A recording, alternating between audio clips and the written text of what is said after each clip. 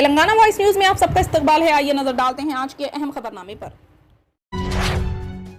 تلنگانہ کے وزیر زراعت کے نام سے نقلی واٹس ایپ کا استعمال کرتے ہوئے رقم کا مطالبہ کیا جا رہا ہے. ان پیغامات پر سنگی ریڈی نرنجن ریڈی نے رد عمل ظاہر کیا. ریاستی وزیر نے کہا کہ بعض سائبر جرائم میں ملوث ٹولیوں کی جانب سے نقلی نمبر اور ڈی پی کے ذریعے عوام کو دھوکہ دینے کی کوشش کی جا رہی ہے. انہوں نے بتایا کہ دھوکے باز رقم وصول کر رہے ہیں. وزیر زراعت نے کہا کہ ان کے نام سے روانہ کردہ پیغامات پر سرکاری ملازمین، عوامی نمائندے اور پارٹی کارکن بھروسہ نہ کریں. نرنجن ریڈی نے واضح کیا کہ وہ ایسے دھوکے بازوں کے خلاف قانونی کارروائی کریں گے.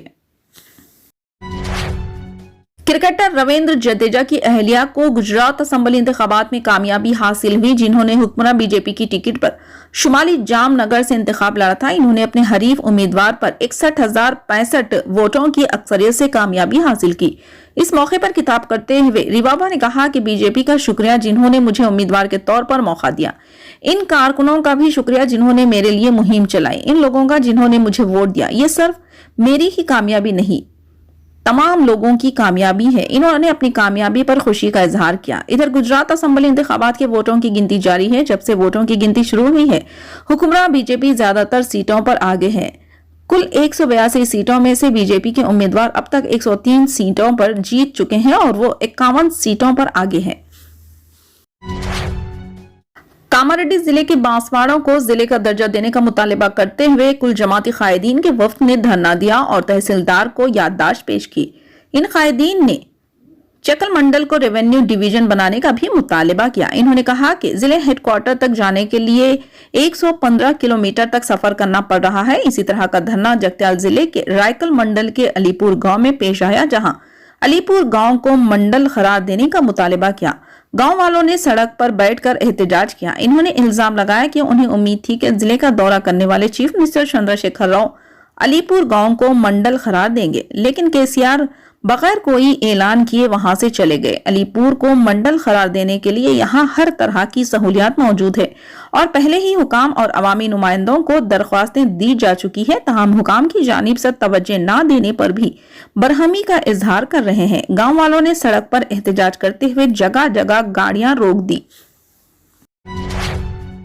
فاضل نگر دیہات میں خدمات انجام دینے والے مولوی مزمل صاحب نے علاقے کی صورتحال اور لوگوں کی دینی حالت اور علاقے کی پسماندگی سے واقف کروایا. مسجد میں جاری مکتب میں تعلیم پانے والے دیہات کے لڑکے اور لڑکیوں کا تعلیمی جائزہ حافظ عبدالحکیم خان صاحب، نائب صدر صفا بیت المال شاخ کریم نگر، اور حافظ مرزا خلیل اللہ بیگ صاحب، جنرل سیکریٹری صفا بیت المال شاخ کریم نگر نے تقریباً 30 لڑکے اور لڑکیاں پابندی سے صبح دینی تعلیم حاصل کر رہے ہیں. دیہات کے رہنے والے لوگ پتھر پھوڑ کام کرتے ہیں، جمعے کی نماز میں اور جمعے کے فجر میں اہتمام سے شریک ہوتے ہیں. بچوں میں بھی تعلیمی شوق کا فقدان ہے.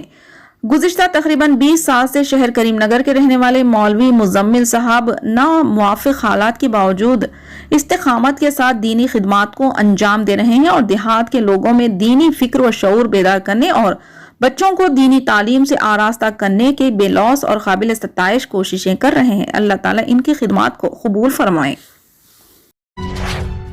سیرت النبی صلی اللہ علیہ وسلم ٹیلنٹ سرچ 2022 کا ماہ دسمبر میں ٹولی چوکی کے مختلف اسکولز میں انعقاد عمل میں لایا تھا اور 4 دسمبر بروز اتوار golden palace function hall Toli Chowki میں جلسے تقسیم انعامات منعقد کیا گیا. مذکورہ تقریب میں مہمان خصوصی کی حیثیت سے صدر جماعت اسلامی ہند تلنگانہ مولانا حامد محمد خان، میر محتشم علی خان، سابق Indian body building coach, mister world silver medallist, senior صحافی Hassan Irfan, director talent Pak school Syed Jamaluddin Qadri, منان خان، سماجی کارکن و دیگر نے شرکت کی. اس موقع پر مولانا حامد محمد خان نے خطاب کرتے ہوئے والدین پر زور دیا کہ وہ اپنے گھروں کا ماحول اسلامی بنائے اور اپنے گھروں کا اسلام کا قلعہ بنائے.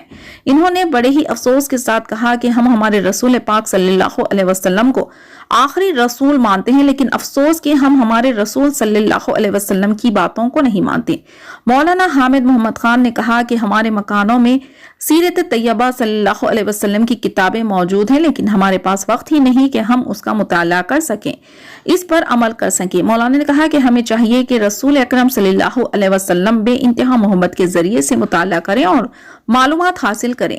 میر محتشم علی خان نے خطاب کرتے ہوئے کہا کہ رسول صلی اللہ علیہ وسلم کی ساری زندگی افو و درگزر اور صلہ رحمی سے عبادت ہے۔ انہوں نے مزید کہا کہ خطا کاروں اور قصورواروں سے فراغ دلی اور شفقت کے ساتھ معذرت قبول کرنا متوضعین اور شرفا کا خاصہ ہے اور مخالفین اور دشمنوں کی اذیتوں کو درگزر کرنا۔